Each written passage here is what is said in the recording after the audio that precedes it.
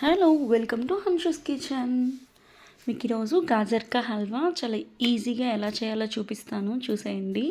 నోట్లో వేసుకుంటే అలా కరిగిపోతుంది. దీనికి మనం ముందుగా రెడ్ కలర్ క్యారెట్ అనేది నేనైతే 1/2 కేజీ తీసుకొని నీట్గా కడిగి ఆ పైన ఉండేదంతా నీట్గా పీల్ చేసి పక్కన పెట్టేసుకొని ఇప్పుడు దీన్ని తురిమేసుకున్నాను. దీన్ని ఇట్లా నాకు ఇంత క్వాంటిటీ అయితే వచ్చింది.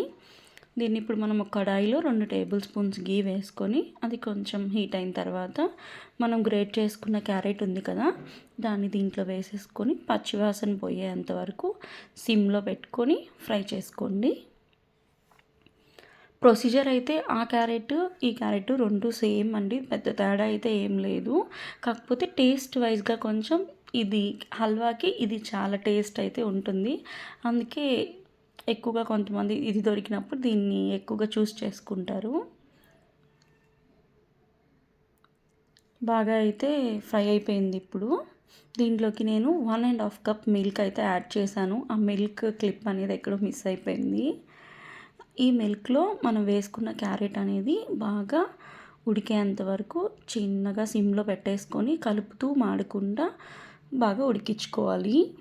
ఇప్పుడు ఇది లైట్గా బాయిల్ అయింది, దాంట్లో ఉన్న వాటర్ అనేది బయటికి వస్తుంది. ఇప్పుడు 2 ఇలాచీ వేసుకున్నాను నేను. ఈ ఇలాచీ పౌడర్ ఉంటే అది కూడా వేసుకొని బాగా మిక్స్ చేసుకోండి. కొంచెం ముందుగా వేసుకుంటే ఏంటంటే స్మెల్ అనేది ఈ క్యారెట్కి అంతా బాగా పడుతుంది. వేసుకున్న పాలన్నీ బాగా పీల్చుకుంది క్యారెట్ కూడా బాగా ఉడికిపోయింది. కాబట్టి ఇప్పుడు షుగర్ మీకు స్వీట్కి తగినంత వేసుకోండి. కొంతమంది ఎక్కువ తింటారు, తక్కువ తింటారు. కాబట్టి మీ స్వీట్ని మీరు ఎంత తింటారో దాన్ని బట్టి మీరు షుగర్ అయితే యాడ్ చేసుకోండి. ఈ షుగర్ యాడ్ చేసుకున్న తర్వాత ఆ క్యారెట్కి అంతా షుగర్ బాగా మెల్ట్ అయ్యి పట్టేంత వరకు అయితే ఫ్రై చేసేసుకోండి.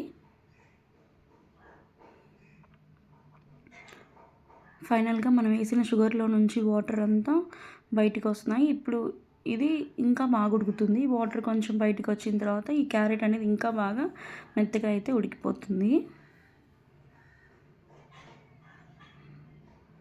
చూడండి, బాగా అయితే మొత్తం ఉడికిపోయింది.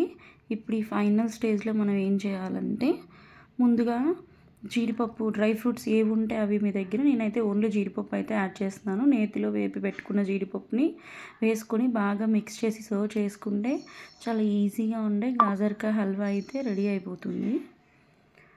డ్రై ఫ్రూట్స్ కొంచెం ఎక్కువ ఉంటే దీంట్లోకి టేస్ట్ అనేది బాగుంటుంది. చూసారు కదా ఎంత కలర్ఫుల్గా ఉందో. ఒకసారి మీరు కూడా ఇంట్లో ట్రై చేయండి, చాలా టేస్టీగా అయితే వస్తుంది. బయట కొనే పని లేకుండా చాలా సింపుల్గా అయిపోతుంది. Thanks for watching.